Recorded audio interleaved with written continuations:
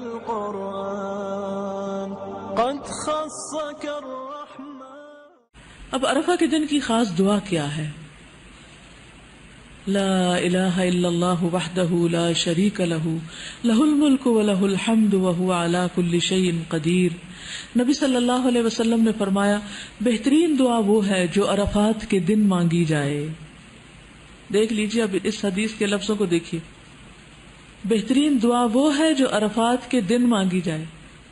اب یہاں یہ نہیں کہا گیا کہ عرفات والے مانگے یا عرفہ کے دن، ہم بھی مانگ سکتے ہیں. اور بہترین دعا وہ ہے جو میں نے مانگی اور مجھ سے پہلے نبیوں نے مانگی، اور وہ ہے لا الہ الا اللہ وحدہ لا شریک لہ لہ الملک ولہ الحمد وہو علی کل شیء قدیر، کہ اللہ کے سوا کوئی معبود نہیں، وہ اکیلا ہے، اس کا کوئی شریک نہیں، اسی کی بادشاہت ہے اور سب تعریف اسی کے لیے ہے، وہ ہر چیز پر قدرت رکھتا ہے. 3 دفعہ پڑھیے لا الہ الا اللہ.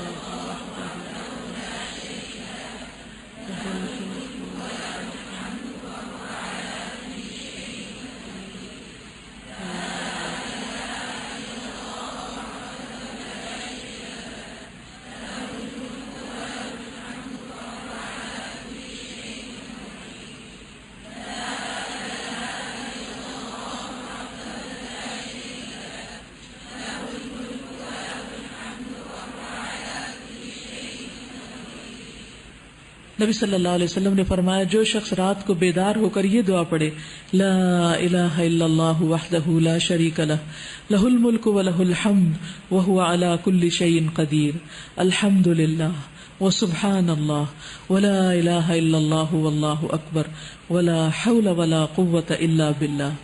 پھر یہ پڑھے اللہم اغفر لی، یا کوئی اور دعا کرے تو اس کی دعا قبول ہوتی.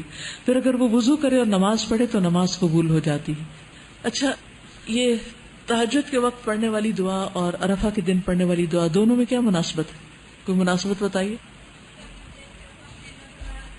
شاباش. عرفہ میں بھی اللہ تعالیٰ آسمانی دنیا پر آتے ہیں اور رات کے آخری حصے میں بھی. تو دونوں وقتوں میں لا الہ الا اللہ وحدہ لا شریک لہ لہ الملک ولہ الحمد وہو علی کل شیء قدیر. اس میں دعا کون سی ہے؟ اس میں تو اللہ کی تعریف، اللہ کی توحید کا بیان ہے. دعا کہاں ہے؟ اسے دعا کہا جا رہا ہے. وَهُوَ عَلَى كُلِّ شَيْءٍ قَدِيرٌ، کہ اللہ ہر چیز پہ قادر ہے. سوچئے آپ کی زندگی میں کون سا مسئلہ ہے، کیا غم ہے، کیا دکھ ہے، کیا پریشانی ہے، کیا چیز آپ کو بادر کر رہی، سوچئے اس کو.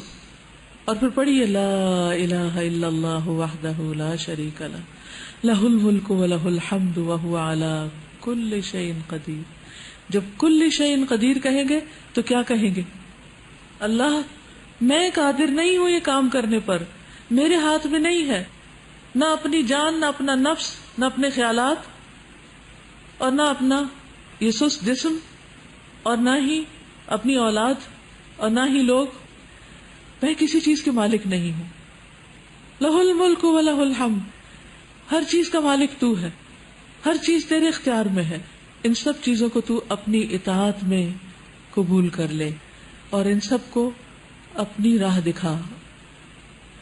ہم ہر وقت لوگوں سے توقع رکھتے ہیں، لوگوں کو مسئلے بتاتے ہیں، مجھے یہ پریشانی ہے، مجھے یہ پریشانی. ہم نے کتنی بار اللہ کو پریشانی بتائی؟ ہم لوگوں کو فون کرتے ہیں، لوگوں کو میسج بھیجتے ہیں، اپنی پریشانیوں کے دکھ سناتے ہیں.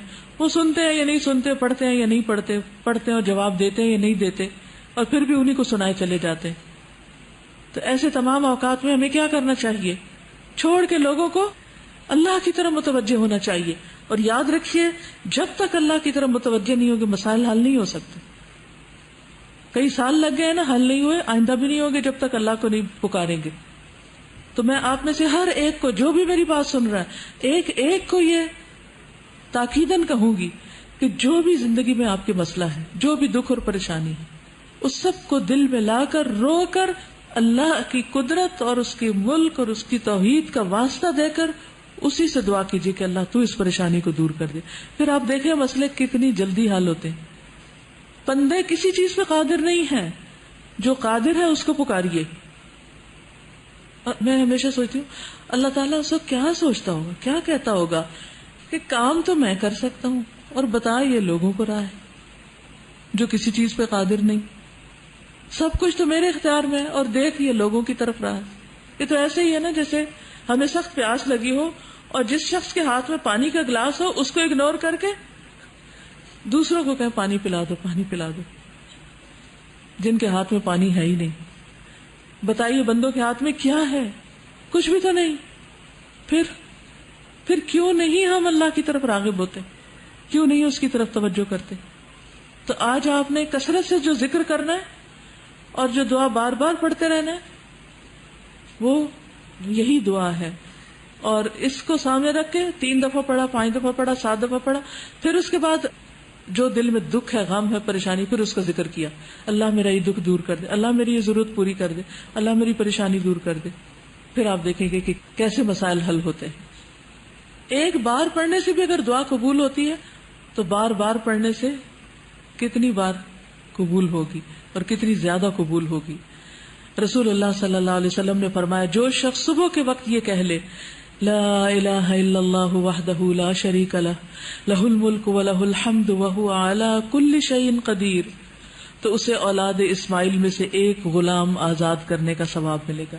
گویا صبح صبح صدقہ کر دیا آپ نے اور اس کے لیے 10 نیکیاں لکھی جائیں گی اور اس سے 10 غلطیاں مٹا دی جائیں گی اور اس کے 10 درجات بلند کیے جائیں گے اور شام تک وہ شیطان سے حفاظت میں رہے گا. اور اگر شام کو کہہ لے تو صبح تک اس کے لیے یہی کچھ ہے.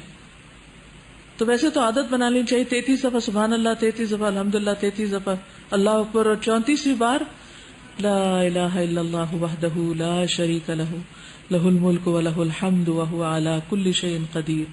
اور جو 10 بار پڑھے اس نے گویا 4 غلام آزاد کیے. پھر اسی طرح جو 10 بار یہ پڑھے جس میں بیدہ الخیر یحیی و یمیت کے الفاظ بھی شامل کر دیے گئے ہیں، تو جو یہ پڑھتا ہے اس کے لیے 10 نیکیاں لکھی جاتی ہیں، 10 گناہ معاف ہوتے ہیں، 10 درجات بلند ہوتے ہیں. یہ کلمات اس کے لیے ہر ناپسندیدہ چیز اور شیطان مردود سے حفاظت کا ذریعہ بن جاتے ہیں. شرک کے علاوہ کوئی گناہ اسے گھیر نہیں سکتا، یعنی ہر گناہ سے چھٹکارا ہو جائے گا اور وہ عمل کے لحاظ سے تمام لوگوں میں سب سے افضل شمار ہوگا. مگر وہ شخص اس سے برتری لے جاتا ہے جو اس سے زیادہ یہ کلمہ کہہ دے. پھر ان کلمات کے پڑھنے سے درجات بلند ہوتے ہیں. 100 بار پڑھنے کا اجر کیا ہے کہ شیطان سے حفاظت رہتی ہے اور کوئی شخص اس سے بہتر عمل نہیں کرتا جو کلمہ 100 بار یہ پڑھ لے کوئی شخص. اگر عام دنوں میں نہیں پڑھے تو اللہ کی رضا کے لیے آج تو کم از کم 100 بار اس کو ضرور پڑھ لیں. پھر اسی طرح مغرب کی نماز کے بعد خاص طور پر حفاظت کے لیے کلمہ بہت مفید ہے. رات سے ڈرتے ہوں، اپنے گناہوں سے ڈرتے ہوں تو یہ کلمہ پڑھیں، جتنے بھی گناہ ہوں گے اللہ تعالیٰ معاف فرما دیں گے.